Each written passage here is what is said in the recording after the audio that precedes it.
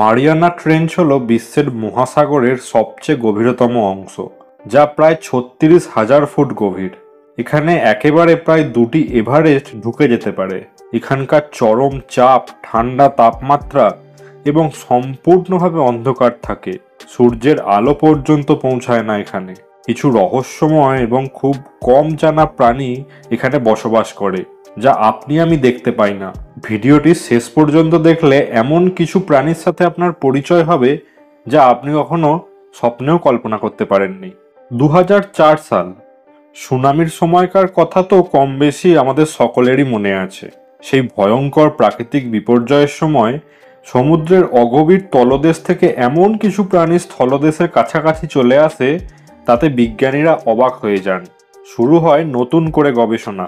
জানতে পারা যায় মারিয়ানা ট্রেঞ্চে যেখানে সূর্যের আলো পর্যন্ত পৌঁছায় না, সেখানেই রয়েছে এক অদ্ভুত এবং অজানা জগৎ। জায়ান্ট অ্যাম্পিফয়েড। সাধারণত অ্যাম্পিফয়েডগুলো ছোট চিংড়ির মতো প্রাণী, কিন্তু মারিয়ানা ট্রেঞ্চে এদের আকার অনেক বড়। প্রায় ১ ফুট পর্যন্ত এরা বড় হতে পারে, যা অ্যাবিসাল জায়ান্টিজম নামে পরিচিত। কেন যে এরা নর্মালের থেকে এত বড় হয়ে গিয়েছে তা বিজ্ঞানীরা বুঝতে পারেননি। এদের দেহ স্বচ্ছ, বরং ভূতের মতো, যা অন্ধকারে মিশে যেতে এদের সাহায্য করে। তাদের এরকম আকার খাদ্যের অভাব ও চরম জলের চাপে মানিয়ে নেওয়ার জন্য একটি কৌশল হতে পারে। Dumbo octopus. এটি কানের মতো ফিন আছে, যা ডাম্বো নামের একটি চরিত্রের মতো দেখতে, তাই এর এমন নাম। এই অক্টোপাসটি প্রায় স্বচ্ছ দেহের এবং জলে ভাসতে পারে এরা। অন্যান্য অক্টোপাসের মতো এদের কালি থলিটি নেই, কারণ অন্ধকারে কালি ব্যবহার অর্থহীন। তাই তারা নিজের শরীর ঢেকে রাখতে এবং ঘন কালো পরিবেশে মিশে থাকতে খুবই পারদর্শী। ফ্যাংটুথ ফিশ। এই ছোট মাছটির আকারের তুলনায় বড় বড় দাঁত রয়েছে, যা দেখলে মনে হবে একদম ড্রাকুলার মতো। এদের দাঁত এত বড় হয় যে ব্রেনের দুই পাশে বিশেষ গর্তে আরো খানিকটা করে ঢুকে থাকে। তবে ড্রাকুলার মতো রক্ত খেয়ে এরা বেঁচে থাকে না। এরা শিকারী মাছ, অন্যান্য ছোট ছোট মাছকে খাদ্য হিসাবে গ্রহণ করে। ফ্যাংটুথরা অন্ধকারে চলার জন্য উন্নত ল্যাটেরাল লাইন ব্যবহার করে, যা তাদের জলের চাপের ছোট ছোট পরিবর্তন অনুভব করতে সাহায্য করে। Barrel I fish. এই মাছের মাথাটি স্বচ্ছ এবং চোখগুলি উলম্ব টিউবের মতো, যা মাথার উপরের দিক থেকে দেখতে সাহায্য করে। এটি তাকে উপর থেকে খাবার শনাক্ত করতেও সাহায্য করে।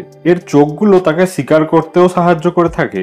এরা শত্রুর দেহে তাপমাত্রা পর্যন্ত শনাক্ত করতে সক্ষম এবং শিকারের জন্য চোখ ৩৬০ ডিগ্রি অ্যাঙ্গেলে ঘোরাতে সক্ষম, যা সম্পূর্ণ অন্ধকারে তাদের শিকার ধরতে সাহায্য করে।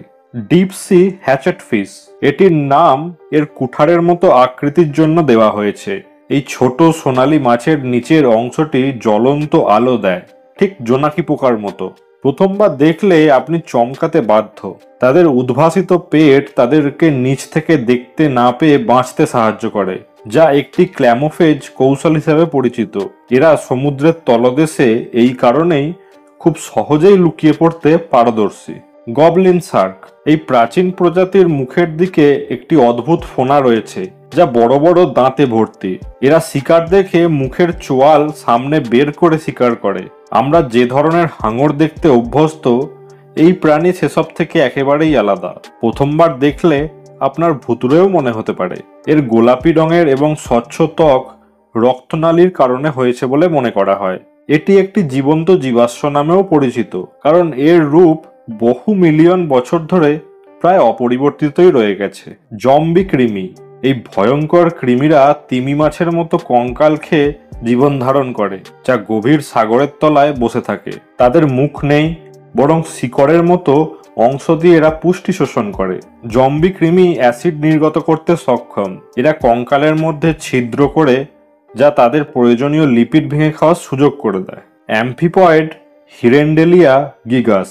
এটি আরেকটি বড় আকারের অ্যাম্ফিপয়েড, যা চরম গভীরতায় দেখা যায়।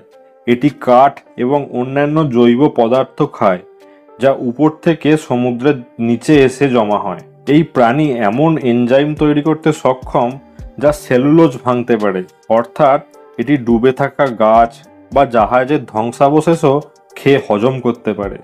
এই প্রাণীগুলি দেখে আপনি নিশ্চয়ই অবাক হয়েছেন। মনে হয়েছে মারিয়ানা ট্রেঞ্চ একটি অগভীর এবং অনাবিষ্কৃত এলাকা, যা মানুষকে এখনো চমকে দিতে সক্ষম। সূর্যালোকের বাইরে এটি একটি জগৎ।